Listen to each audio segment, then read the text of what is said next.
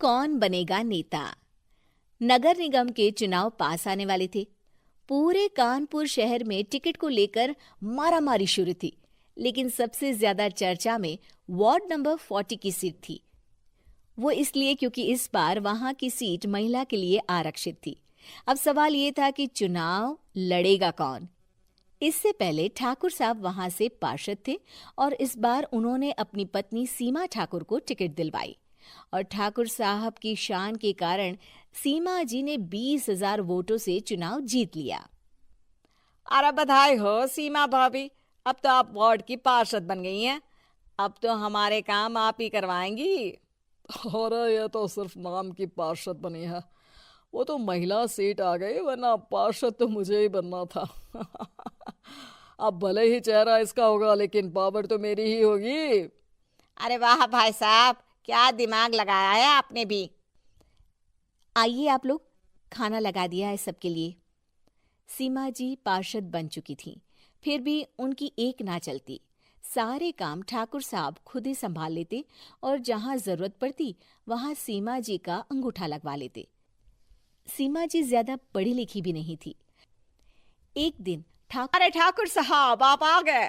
ओहो, पार्षद मैडम भी आ गई हैं। स्वागत है आप दोनों का। लगता है हमारे पार्षद फंड का सही इस्तेमाल हो रहा है। चलिए अब उद्घाटन करते हैं। ये लीजिए ठाकुर साहब कैची, आप ही सबसे पहले प्रवेश कीजिए। सब लोग आगे निकल जाते हैं और सीमा जी पार्षद होने के बावजूद भी पीछे खड़ी रह जाती हैं। वो देखती हैं कि वेलकम बोर्ड पर उनका नाम है, लेकिन महिला होने के कारण कोई उनका सम्मान नहीं कर रहा। अगले दिन एक आदमी उनके घर आता है। अरे ठाकुर साहब नमस्कार। कल ना हम नोटिस किए कि हमारा घर तो अवैध है और नगर निगम कुछ कीजिए ना ठाकुर साहब। देखो भाई, मैं तो ज्यादा कुछ कर नहीं सकता, पर अगर तुम सबकी जेब गर्म कर दो तो कुछ हो सकता है। कुल मिलाकर 4 लाख लगेंगे। अरे 4 लाख ठाकुर साहब? अरे भाई, मैं अपने लिए नहीं मांग रहा हूँ।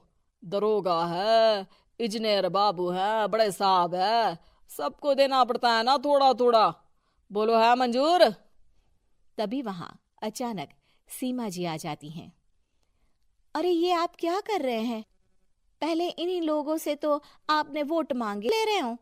अरे चुप रहो तुम, तुम्हारा काम है सिर्फ अंगूठा लगाना, तुम वही किया करो। मुझे दूसरे काम तुम मत सिखाओ, समझी? और तुम ना जाओ, अब पैसे लेकर आओ, वरना जेसीबी किसी भी वक्त आती होगी। सब कुछ है। एक दिन सीमा जी और ठाकुर साहब को एक लोकल मीटिंग में बुलाया जाता है। वहां पर कई और अधिकारी लोग भी मौजूद रहते हैं। अब मैं चाहूंगा कि ठाकुर साहब हमारे बीच 2 शब्द कहें।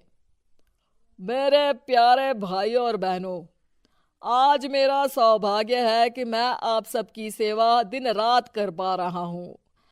आपने मेरी पत्नी को भारी मतों से जिताया है, इसलिए मैं आप सभी का शुक्रगुजार हूं। मैं आप सबसे वादा करता हूं कि हमेशा की तरह हमारे वार्ड में किसी को कोई तकलीफ नहीं आने दूंगा। सभी लोग तालियां बजाने लगते हैं। अब मैं माननीय पार्षद मैडम को स्टेज पे बुलाना चाहूंगा। अपने नाम को बुलाया सुनकर सीमा जी एकदम चौंक जाती है। उन्हें बिल्कुल उम्मीद नहीं थी कि इतनी बड़ी जगह उन्हें मंच पर बुलाया जाएगा।